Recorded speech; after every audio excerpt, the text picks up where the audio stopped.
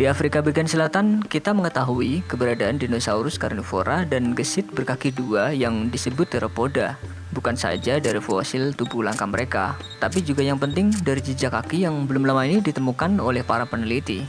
Wah, apakah dinosaurus masih hidup sampai sekarang? Makannya apa ya? Ngabisin makanan aja nih kalau masih hidup. Penemuan baru yang diterbitkan di PLOS ONE mengungkap adanya dinosaurus karnivora yang sangat besar dengan perkiraan panjang tubuh 8-9 meter hidup di Afrika bagian selatan. Bukti mengenai hewan raksasa ini datang dari satu rangkaian jejak kaki berjari 3 dengan panjang 57 cm dan lebar 50 cm. Temuan ini membantah klaim sebelumnya yang menyatakan bahwa dinosaurus theropoda hanya memiliki panjang tubuh sekitar 3-5 meter pada masa awal Jurassik yang muncul pada 200 juta tahun lalu. Ini merupakan buyutnya T-Rex raksasa, dan para pakar menghitung untuk menduga ukurannya, yaitu sekitar 9 meter panjang dan ketinggian 3 meter di panggulnya. Tapi ini tidak menjawab pertanyaan kita kalau dinosaurus masih hidup. Afrika dulunya dihuni oleh spesies dinosaurus unik yang besar, tapi ilmuwan hanya tahu sedikit tentang bagaimana keadaan mereka, apa yang terjadi pada mereka, dan bagaimana kaitannya dengan kehidupan manusia. Beberapa penemuan jejak keberadaan dinosaurus di Afrika membuat kita berpikir, apakah dinosaurus masih hidup di Afrika sampai sekarang? Huyu pepo wa majini yeye hutoka mara kwa mara kuja kwenye kando ya mto. Orang-orang Kongo percaya dengan mitos bahwa dinosaurus masih hidup di Afrika yang bertempat di Danau Tele. Panjang maksimal danau ini sekitar 6,2 km, masih dikelilingi hutan tropis yang lebat dan rawa-rawa. Pepohonan di sana tinggi-tinggi yang membuat cahaya matahari sulit untuk menembusnya. Pada tahun 1776, seorang misionaris Prancis bernama Abbé Bonaventura mengklaim telah menemukan sebuah jejak misterius di tanah. Jejak itu memiliki lingkar sepanjang kurang lebih 1 meter dan memiliki 3 cakar. Masing-masing jejak berjarak sekitar 2 meter. Bisa dipastikan kalau hewan ini lebih besar dibanding seekor gajah. Tapi masalahnya, gajah kan tidak memiliki cakar. Ditemukan dalam cerita rakyat dan legenda rakyat yang tinggal di lembah Sungai Kongo yang menceritakan tentang keberadaan seekor makhluk besar yang dinamakan Mokelembembe. Mokelembembe sendiri berarti sesuatu yang menahan aliran sungai dalam bahasa Lingala. Sesonosa Mokelembembe.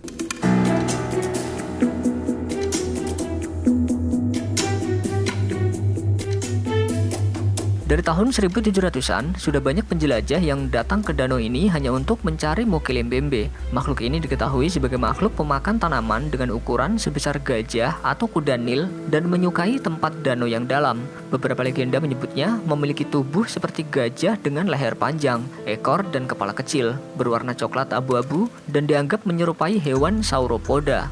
Beberapa dari penjelajah terinspirasi dari salah satu ayat dalam Alkitab yang memberikan petunjuk kalau ada raksasa yang tinggal di daerah yang gelap, terpencil dan berawa. Laporan dari makhluk raksasa aneh yang hidup di sungai dan rawa Kongo telah beredar selama berabad-abad di antara suku Pygmy. Piktograf kuno dari daerah terdekat menggambarkan seekor binatang yang sangat mirip dengan Mokelembembe. Dari sinilah penjelajahan dimulai.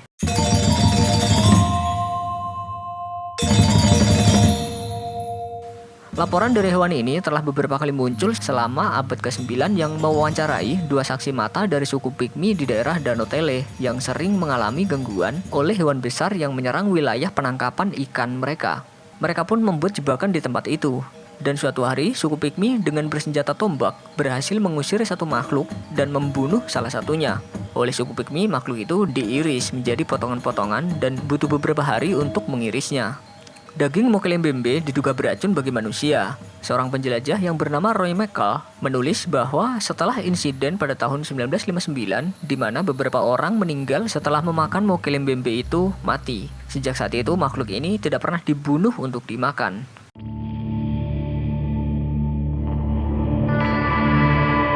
Beberapa pemburu dari suku Pygmy menyatakan bahwa makhluk ini juga tertarik untuk memakan bunga tanaman molombo. Makhluk ini juga memiliki sarang yang berbentuk seperti goa yang digalinya sendiri.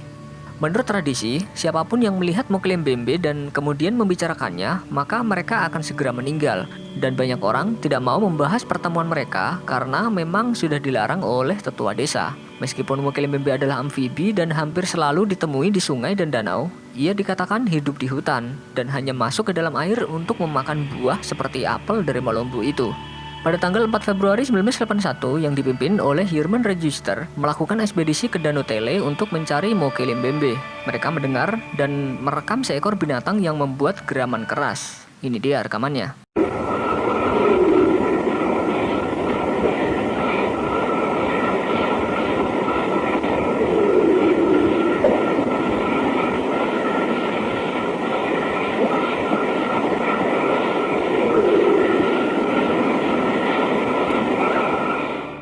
Selanjutnya di tahun 1983, ahli zoologi Marcelin Agnagna memimpin ekspedisinya sendiri ke daerah Danau Tele selama 1 bulan lebih.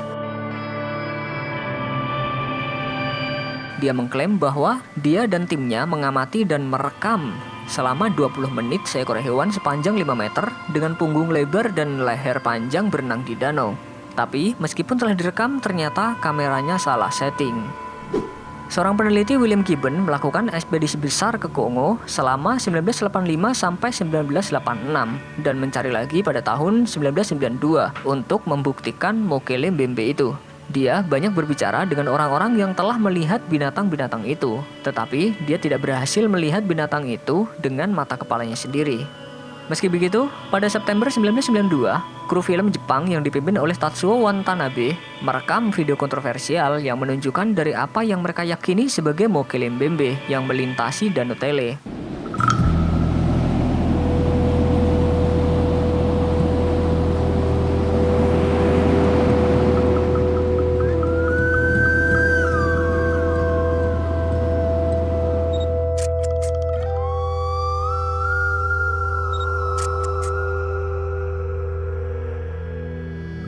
Jejak Mokele-mbembe sering dilaporkan, tetapi tidak selalu difoto. Setidaknya ada 3 foto jejak Mokele-mbembe yang berhasil diabadikan.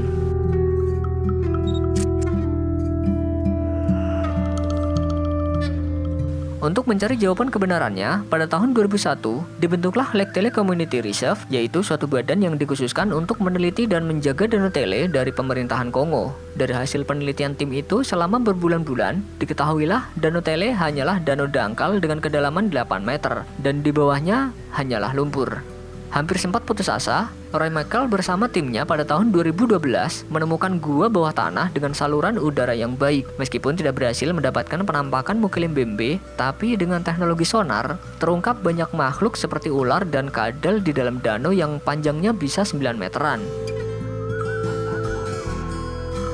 Misteri makhluk ini telah membuat repot para ilmuwan. Daerah ini penuh dengan ribuan serangga penyengat, termasuk lebah pembunuh, siput, lintah, dan berbagai ular berbisa, ditambah lagi ukurannya yang terlalu luas. Akhirnya peneliti menyimpulkan kalau ini hanyalah sebuah mitos yang diceritakan turun-temurun dan berbagai versi yang mungkin tidak ada kecuali dalam imajinasi penduduk asli saja. Bon, c'est ce que les gens disent, mais je crois pas effectivement que c'est du fétiche. L'animal est réel.